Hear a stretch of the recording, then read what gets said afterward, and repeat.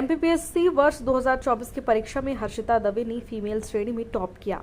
हर्षिता ने अपनी इस सफलता के लिए अपनी प्रारंभिक विद्यालय सरस्वती शिशु मंदिर और माधव विद्यापीठ का परीक्षण पूरी तैयारी के लिए आजाद P3 क्लासेस के संचालक श्री लखन पटेल जी, महेंद्र पाटीदार साक्षात्कार की तैयारी हेतु प्रदीप मिश्रा जी का आभार भी व्यक्त किया गया।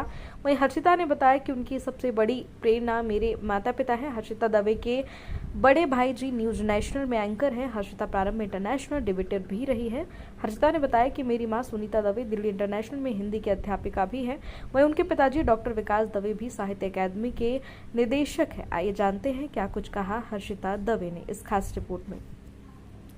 बहुत लंबी यात्रा थी और जब ये यात्रा शुरू की थी तब मुझे भी नहीं पता था कि ये यात्रा कितनी लंबी चलेगी और कहाँ तक मुझे लेकर जाएगी, लेकिन ईश्वर का आशीर्वाद था, मेरा परिश्रम था, धैर्य था और सतत प्रयास का ये परिणाम है जो इतना सकारात्मक आया है। और इस यात्रा ने एक बहुत ही अच्छे मोड़ पर लाकर मुझे खड़ा किया है। बहुत प्रसन्नता है। शुरुआत जब मैं सेकेंड ईयर में थी, मेरा ग्रेजुएशन चल रहा था, तब मैंने औपचारिक रूप से एमपीपीएससी की तैयारी प्रारंभ की थी और आज पूरे 2 वर्ष हो गए हैं और परिणाम बहुत सकारात्मक रहा, इसकी मुझे खुशी है।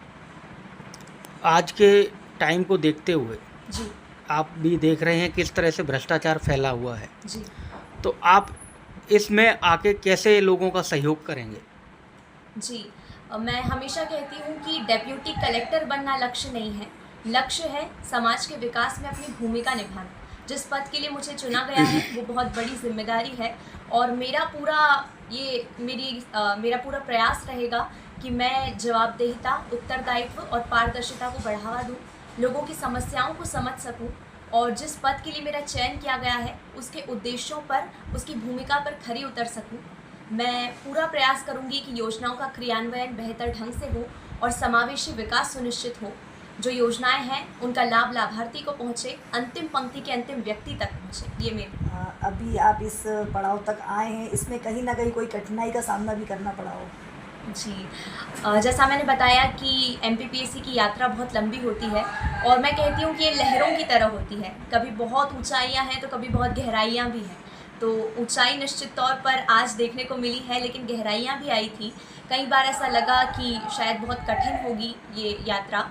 जब 2023 का मैंने मेंस दिया था, प्रीलिम्स मेरा पहले ही अटेम्प्ट में क्वालिफाई हो गया था, लेकिन मेंस में कुछ गलतियां हुई थी, समय भी सीमित था, जिस वजह से मेरा मेंस क्वालिफाई नहीं हो पाया था।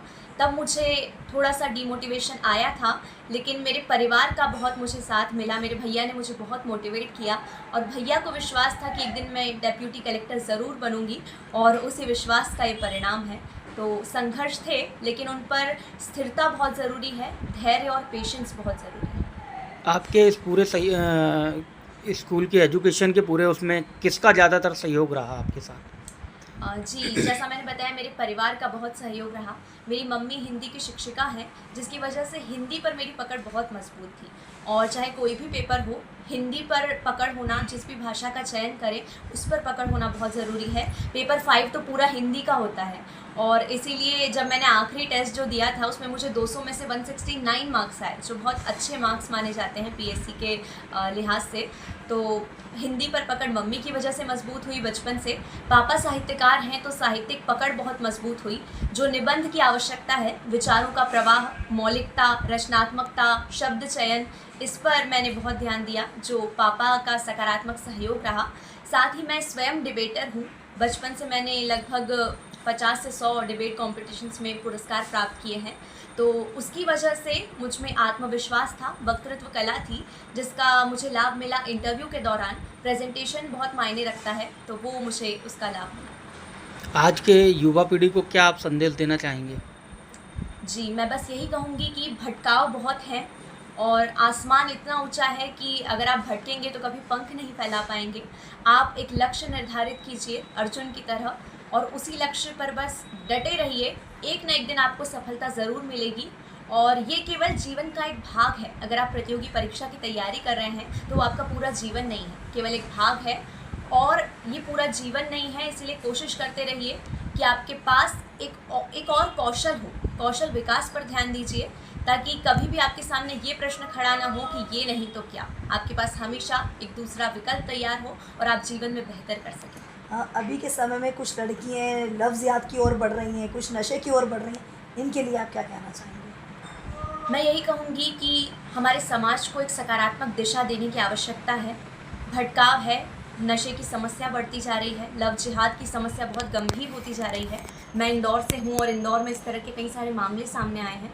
तो इसके लिए मैं उनके परिवार को ये सुझाव देना चाहूँगी कि पारिवारिक चर्चा को बढ़ावा देना चाहिए।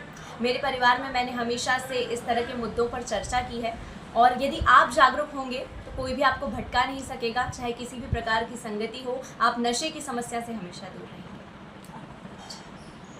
आपका मेरा परिचय जी, मेरा नाम हर्षिता दवे है और मध्य प्रदेश राज्य सेवा परीक्षा 2024 में मेरा चयन डेप्यूटी कलेक्टर के पद के लिए हुआ है।